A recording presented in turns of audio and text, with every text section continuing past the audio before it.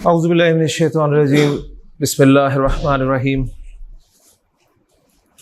कुल बिफ़ज़लिल्लाहि व बिरहमतिहि व बिज़ालिका फ़लयफ़रहू हुवा ख़ैरुम मिम्मा यजमऊन सदक़ल्लाहुल अज़ीम। रब्बि इश्रह ली सदरी व यस्सिर ली अमरी वहलुल उक़दतम मिन लिसानी यफ़क़हू क़ौली रब्बि यस्सिर व ला तुअस्सिर व तम्मिम बिल ख़ैर आमीन या रब्बल आलमीन। सूरह यूनुस की 2 आयत कल हमने शुरू की थी, जिनमें से एक आयत तकरीबन हमारी मुकम्मल हो गई थी कि अल्लाह ताला ने इरशाद फरमाया या अय्युहन्नास लोगो क़द जाअतकुम मौइज़तुम मिन रब्बिकुम, यकीनन तुम्हारे पास तुम्हारे रब की तरफ से एक नसीहत आ चुकी है। नसीहत किसे कहते हैं उस पर हमने मुख्तसरन बात की थी। आगे फरमाया व शिफ़ाउल लिमा फ़िस सुदूर, और ये जो सीनों में है उसकी शिफा है।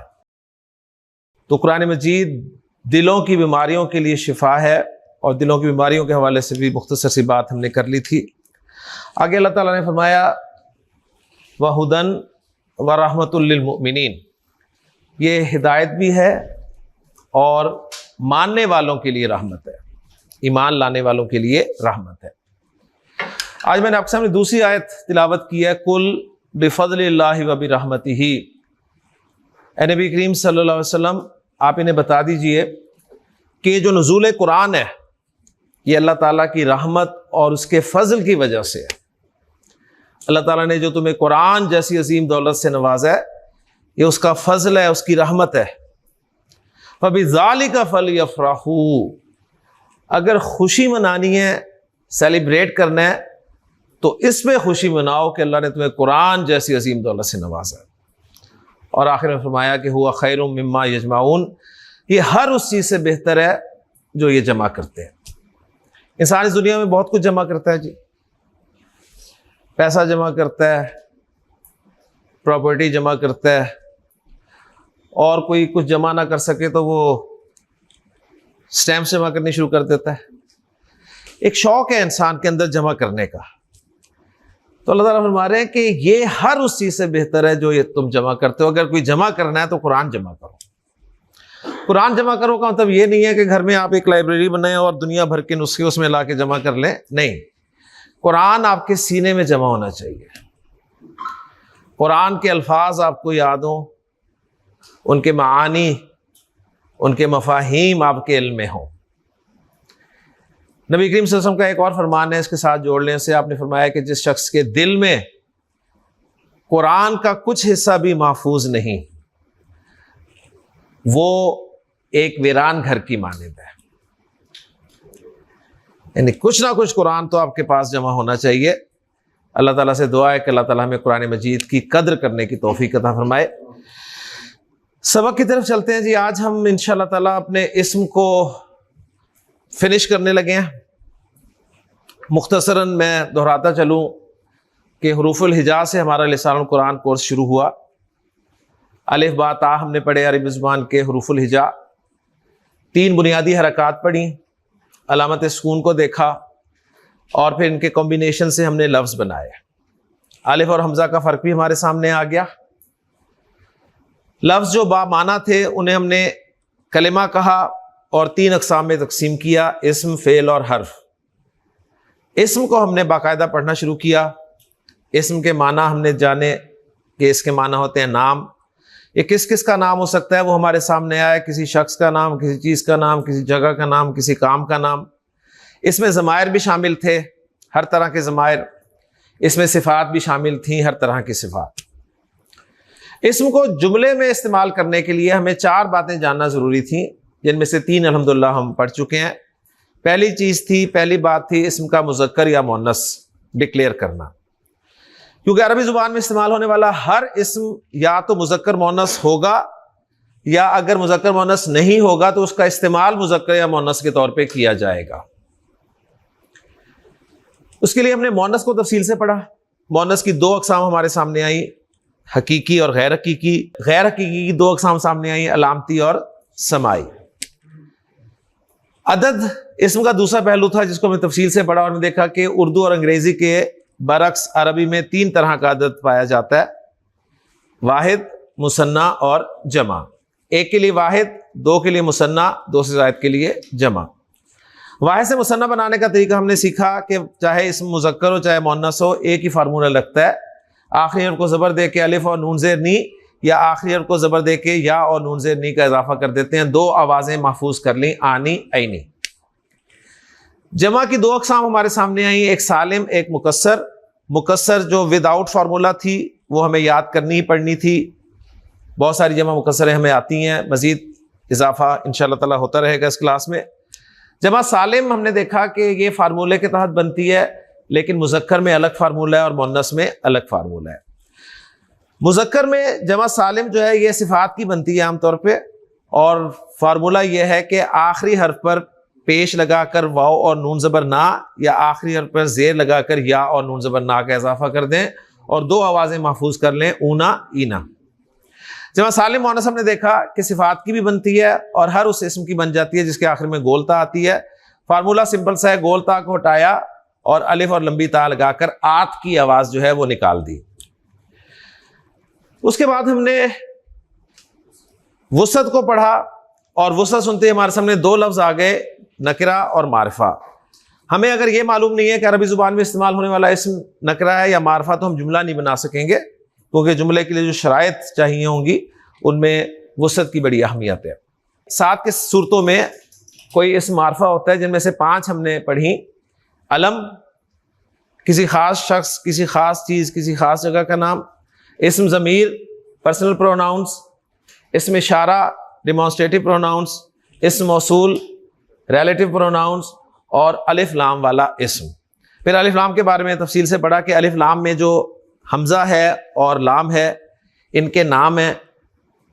हमज़ा जो है हमज़ातुल वस्ल होता है, इसको स्पेशल बुलाया जाता है लाम को पढ़ने के लिए, सही है।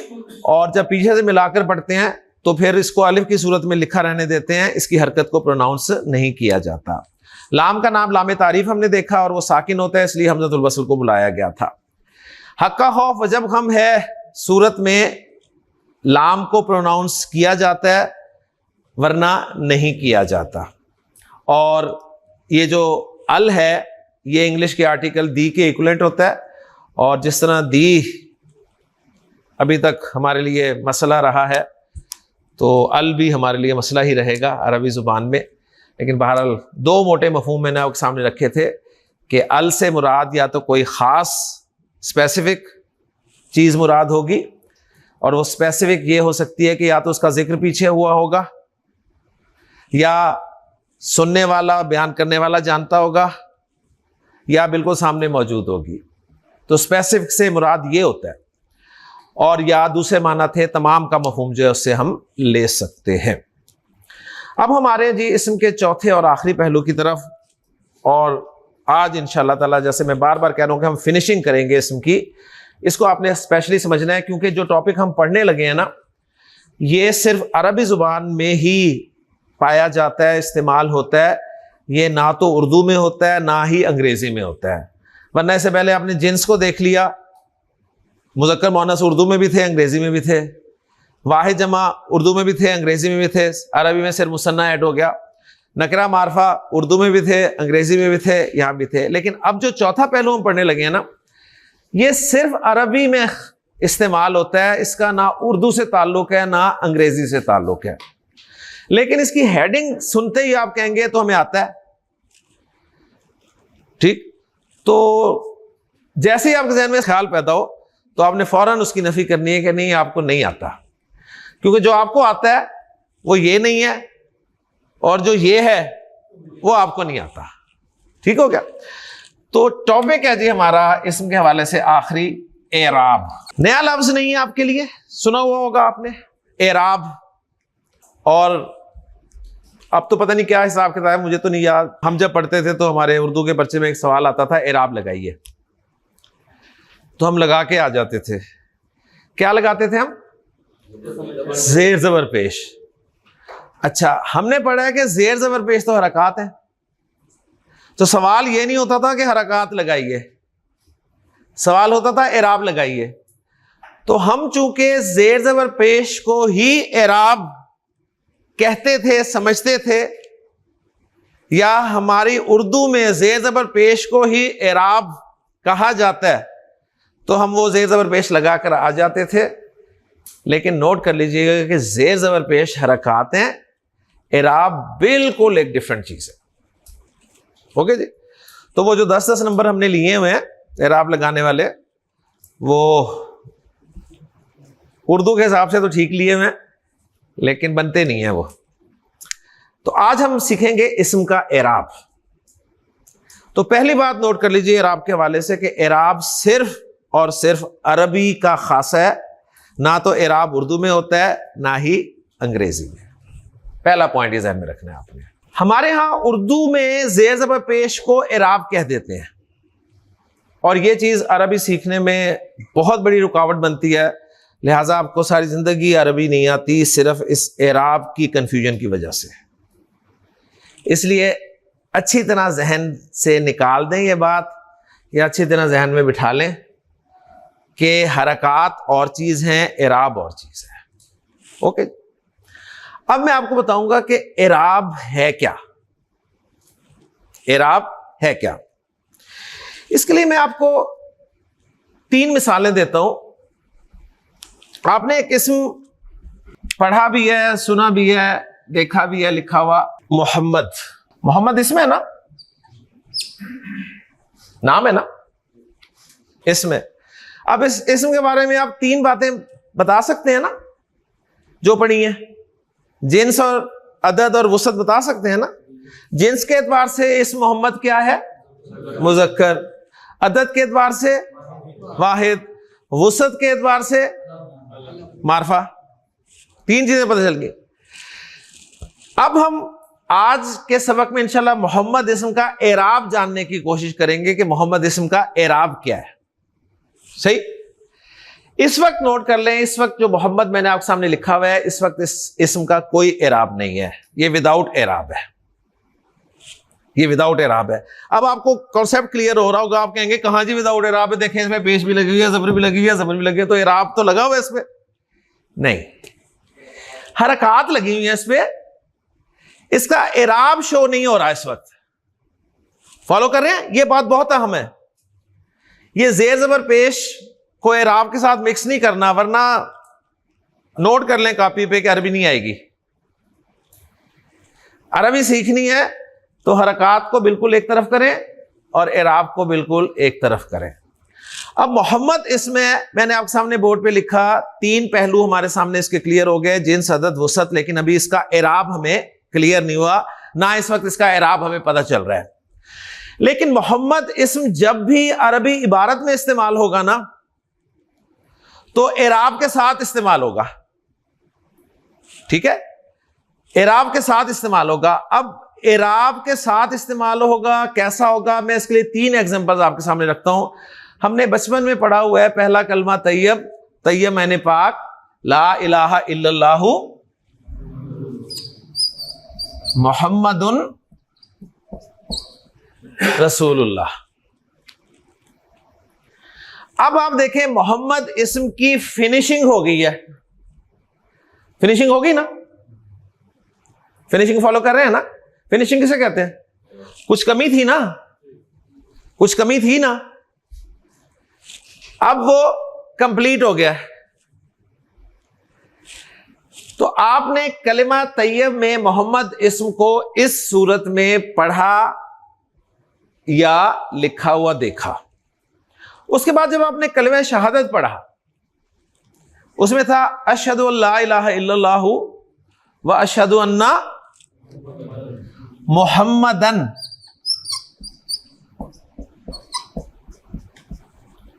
अब्दुहु व रसूलुहु। वहां भी इस मोहम्मद इस्तेमाल हुआ, लेकिन एक और स्टाइल में आपके सामने आया। अब यहां भी मोहम्मद इस्म फिनिशिंग के साथ है। फिर आपने जब दुरूद शरीफ पढ़ा, तो दुरूद शरीफ का पहला जुमला था अल्लाहुम्मा सल्ली अला मुहम्मदिन।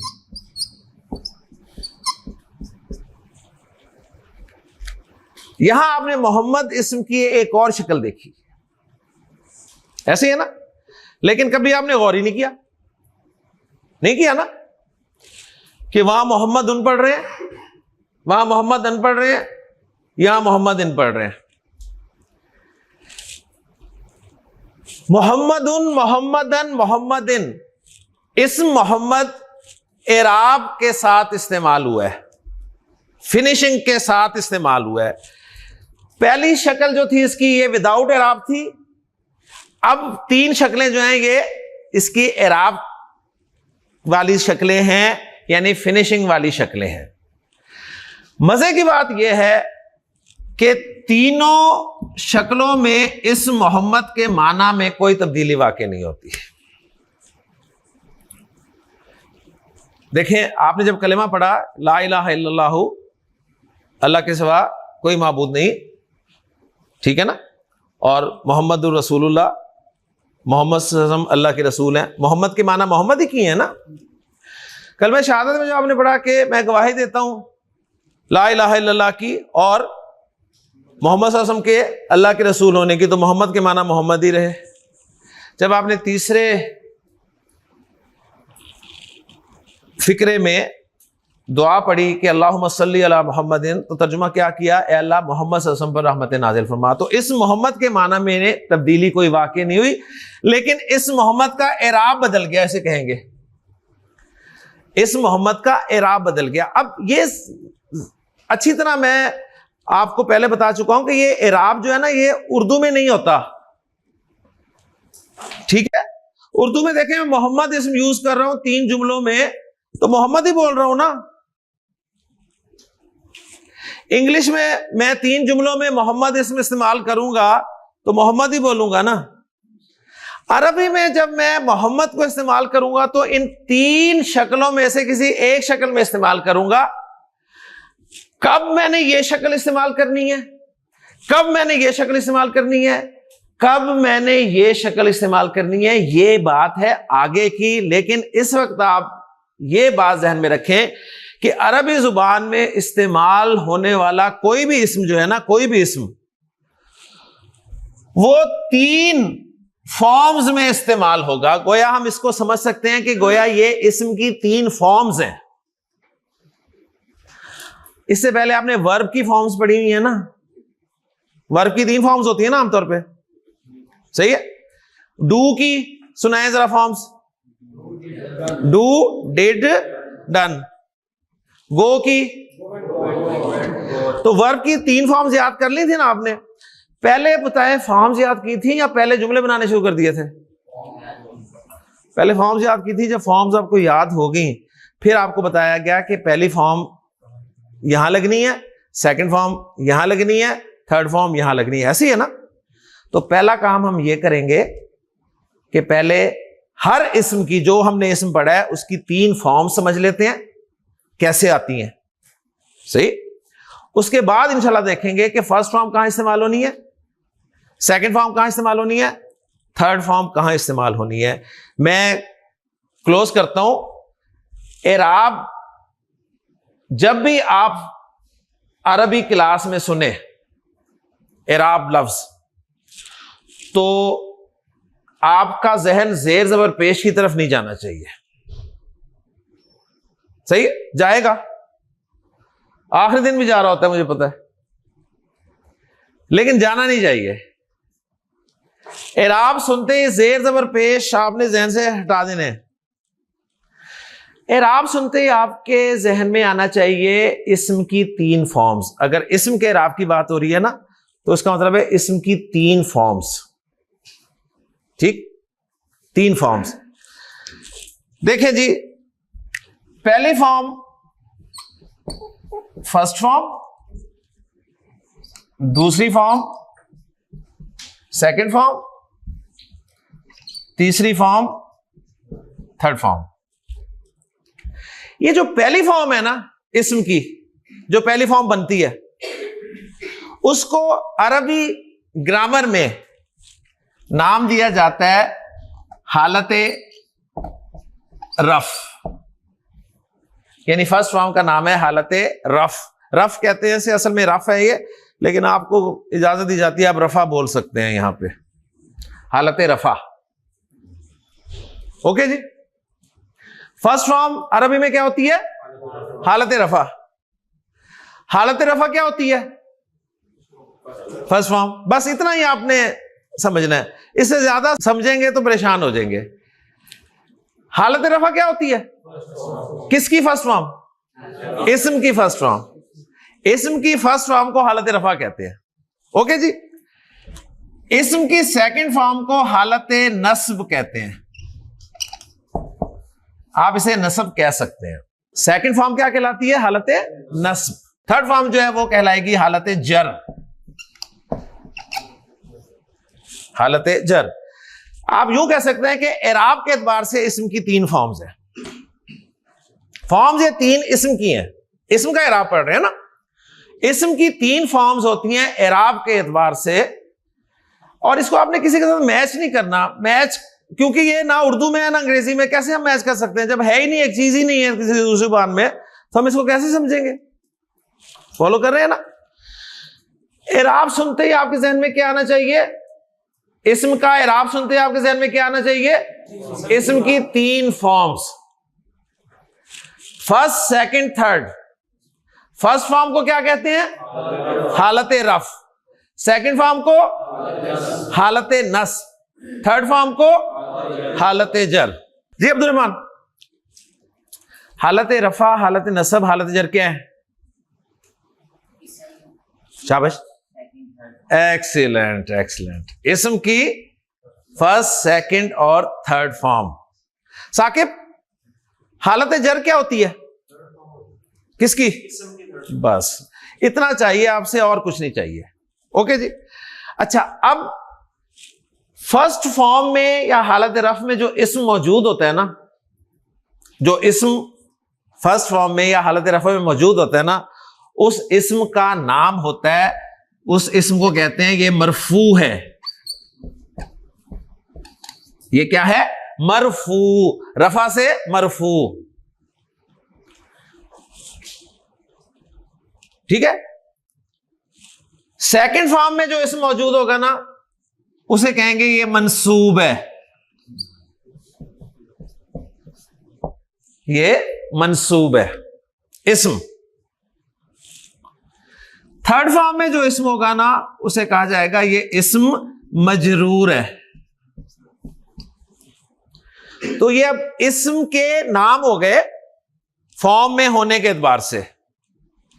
हालत रफ, हालत नस्ब, हालत जर, इराब के एतबार से इस्म की तीन फॉर्म्स के नाम थे।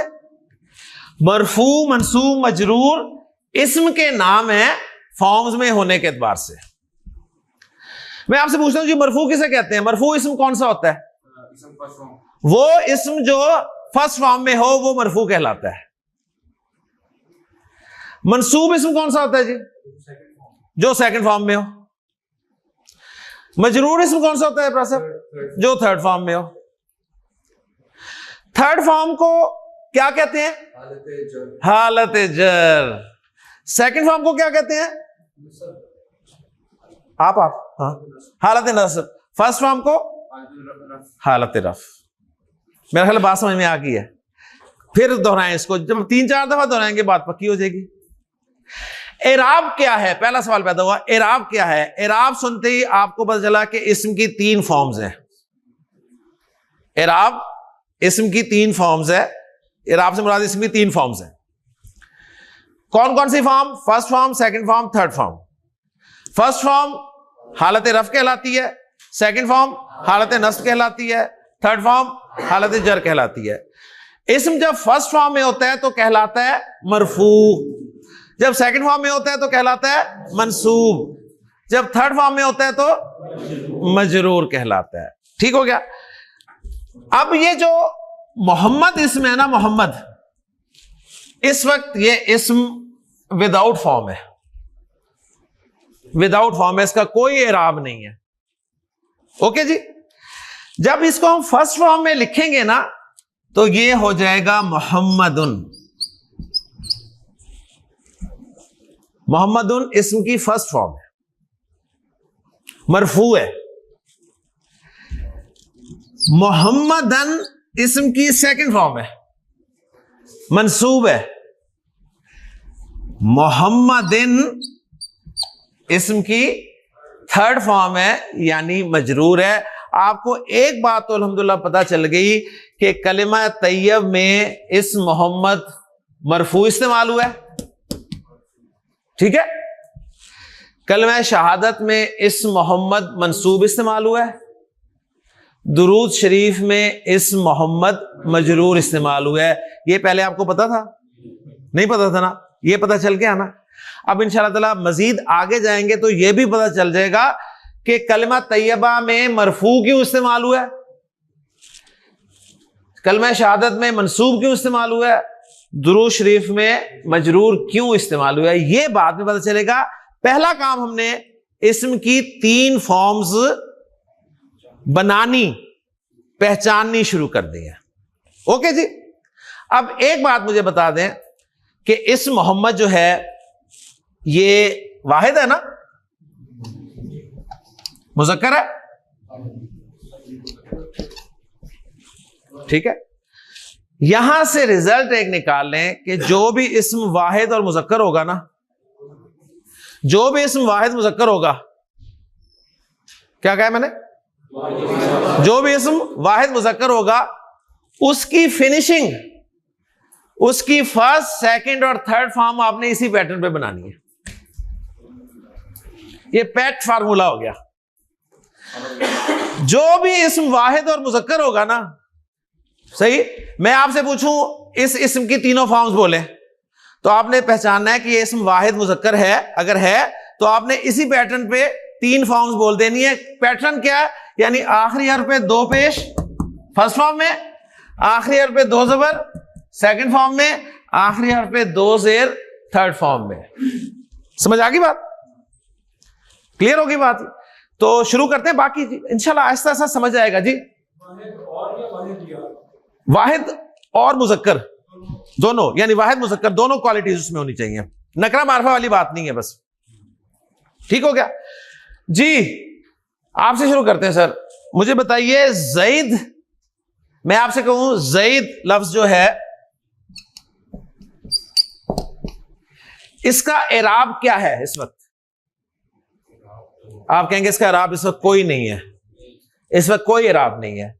लेकिन जब आप इबारत में इस्तेमाल करेंगे ना तो किसी ना किसी एराब के साथ इस्तेमाल करेंगे, यानी किसी ना किसी फॉर्म में इस्तेमाल करेंगे इसको। अब ज़ैद वाहिद मुज़क्कर है तो आपको पता चल गया कि वाहिद मुज़क्कर इस्म का एराब आपने कैसे बयान करना होता है। तो ज़ैद का तीनों फॉर्म में एराब बोल दें, ज़ैदुन, ज़ैदन, ज़ैदिन। माशाल्लाह। पहले आपको ज़ैद के बारे में 3 चीजें पता थी, इसके ज़ैद मुज़क्कर है, ज़ैद वाहिद है, ज़ैद मारिफ है। अब आपको ज़ैद का एराब भी बताना आ गया कि ज़ैद मरफू जब होता है तो ज़ैदुन होता है, ज़ैद जब मंसूब होता है तो ज़ैदन होता है, ज़ैद जब मजरूर होता है तो ज़ैदिन होता है। अभी आप बस जो मैं आपको करवा रहा हूं ना उसे ही करें। अभी जो जहन में और सवालात ख्यालात आ रहे हैं ना उनको साइड पे करते जाए, साइड जैसे कोई सवाल है परे कर दें उसको। अभी बस इसे फॉलो करें फिर समझ में आएगी, वरना एराब आपको कंफ्यूज करेगा, मैं आपको बता दूं। ठीक है जी, रेडी, पक्की बात है। अली, अली लफ्ज है,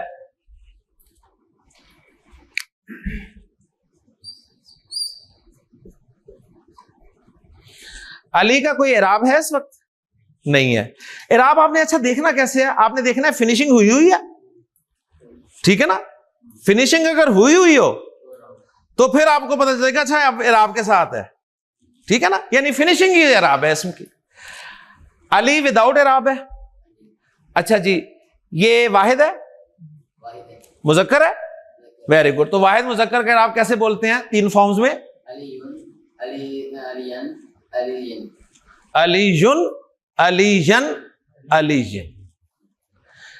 पहली फॉर्म में 2 पेश के साथ, सेकंड फॉर्म में 2 ज़बर के साथ, थर्ड फॉर्म में 2 ज़ेर के साथ। माशाल्लाह, ठीक है जी, तैयार है जी आप? कलम मैं बोल रहा हूं, कलम, कलम का कोई एराब बोल रहा हूं मैं, कलम का एराब बोल दो। माशाल्लाह। लीजिए वाहिद मुज़क्कर इसमें मैं आपके सामने बोल रहा हूं, आपने सबका एराब एक दफा बोल देना है जी। किताब, किताब वाहिद और मुज़क्कर। बस ठीक है, अब आप मैंने वाहिद मुज़क्कर इसम बोलना है। किताबुन किताबन किताबन। एक्सीलेंट जी। बैत, बैतुन बैतन बैतन। जी उस्ताद, उस्तादन उस्तादन उस्ताद। जी मुस्लिम, दोबारा मुस्लिमन मुस्लिमन। काफिर, काफिर,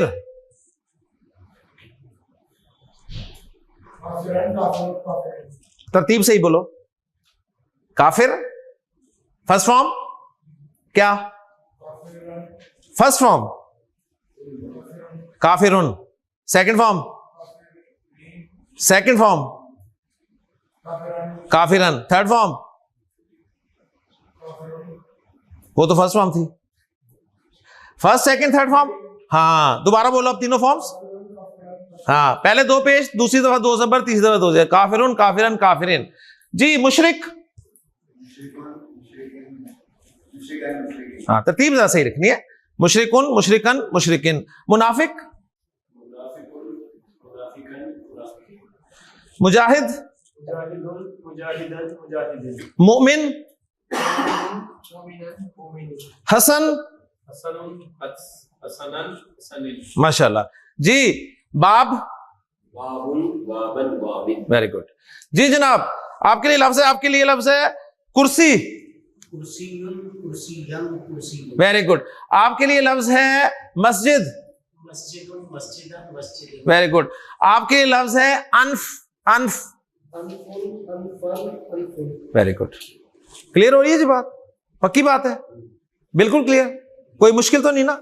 वाहिद मुजक्कर इस्म का एराब आपको बनाना आ गया? वाहिद मुजक्कर इस्म की फिनिशिंग करनी आ गई आपको? कैसे करते हैं? आखिरी हर्फ पे दो पेश लगाकर फिनिशिंग कर देते हैं उसकी, पहली फॉर्म में। दूसरी फॉर्म में आखिरी हर्फ पे दो जबर लगाकर फिनिशिंग कर देते हैं, और तीसरी फॉर्म में आखिरी हर्फ पर दो जेर लगाकर फिनिशिंग कर देते हैं।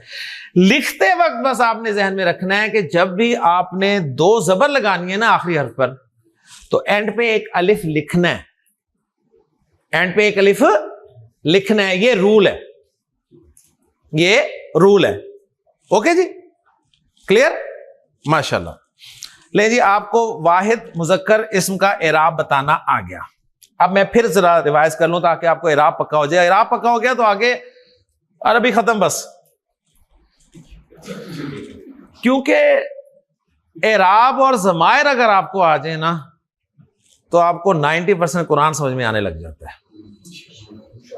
एराब और जमायर ये ध्यान में रखें। और एराब में ही कंफ्यूज कर दिया जाता है शुरू से स्टूडेंट को, वो जेर जबर पेश को एराब समझता रहता है सारी जिंदगी, इसलिए कंफ्यूज होता रहता है। क्लियर हो गया? हाँ जी, अब मैं फिर आपसे सवाल करता हूं ताकि आपका एराब पक्का हो जाए। पहला सवाल, एराब उर्दू और अंग्रेजी में भी होता है? नहीं होता, ठीक है, सिर्फ अरबी में होता है। एराब सुनते ही आपके जहन में क्या तीन लफ्ज आने चाहिए? इस्म की तीन forms, first form, second form, third form. First form को क्या कहेंगे? हालत रफ। सेकंड फॉर्म को, थर्ड फॉर्म को। इस्म जब फर्स्ट फॉर्म में होगा तो उसको क्या कहेंगे? मरफू। सेकंड फॉर्म में होगा तो मंसूब, थर्ड फॉर्म में होगा तो मजरूर। एराब असल में इस्म की फिनिशिंग का नाम है। एराब असल में इस्म की फिनिशिंग का नाम, और तीनों फॉर्म्स में इस्म के मीनिंग्स नहीं बदलते। ये एक एक्स्ट्रा बात ध्यान में रखिएगा। जईद चाहे जईदुन हो, चाहे जईदन हो, चाहे जईदिन हो, तर्जुमा जईद का जईद ही होगा। किताब चाहे किताबुन हो, चाहे किताबन हो, चाहे किताबिन हो, किताब का तर्जुमा किताब ही होगा। ओके जी। वाहिद मुजक्कर इस्म का एराब किस तरह आता है? आपसे पूछा जाए तो आखिरी हर्फ पर, फर्स्ट फॉर्म में आखिरी हर्फ पर दो पेश के साथ, सेकंड फॉर्म में, थर्ड फॉर्म में। याद हो गया? अब हमने एक एक करके ना सारे नंबर्स पूरे करने हैं। वाहिद मुजक्कर ओके हो गया। अब हम चल रहे हैं वाहिद मुअन्नस की तरफ, वाहिद मुअन्नस इस्म की तरफ। इस्म मुअन्नस भी हो ना वाहिद, तो भी उसी तरह एराब बोलना है जिस तरह मुजक्कर का बोला था। ओके जी। दार जी, दार, दारुन, दारन, दारिन। बिंत, बिंत, बिंत, बिंतुन, बिंतन, बिंतिन। उख्त,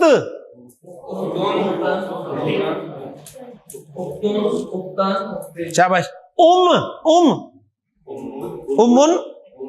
उम्मन, उम्मिन। यानी जब आपके सामने कोई लफ्ज बोला जाए ना अरबी जुबान में और उसके आखिर में कुछ ना बोला जाए तो आप समझ लिया करेंगे उसे विदाउट इराब बोला जा रहा है।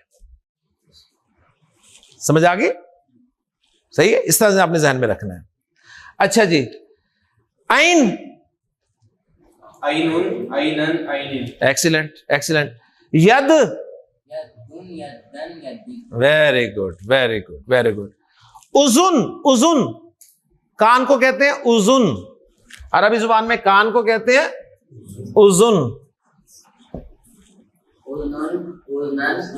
सही पढ़ो, सही पढ़ो। उजुन, हाँ, उजुनन, उजुनुन, उजुनन, उजुनिन। ठीक है जी जनाब। बकरा,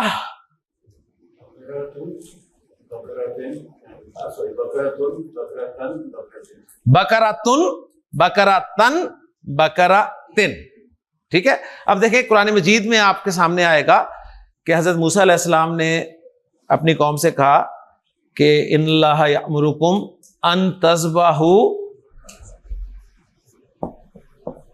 बकरतन।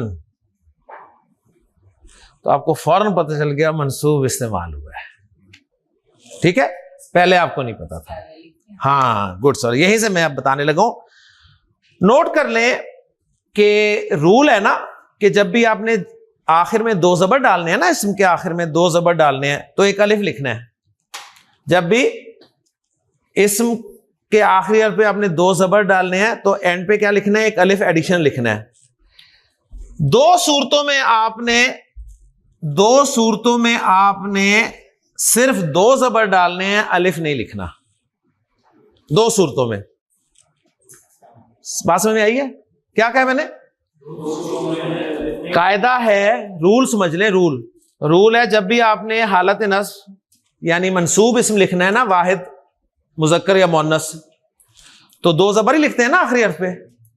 तो जब भी दो जबर आप लिखेंगे ना आखिरी हर्फ पे तो एंड पे एक अलिफ भी लिखा करना है।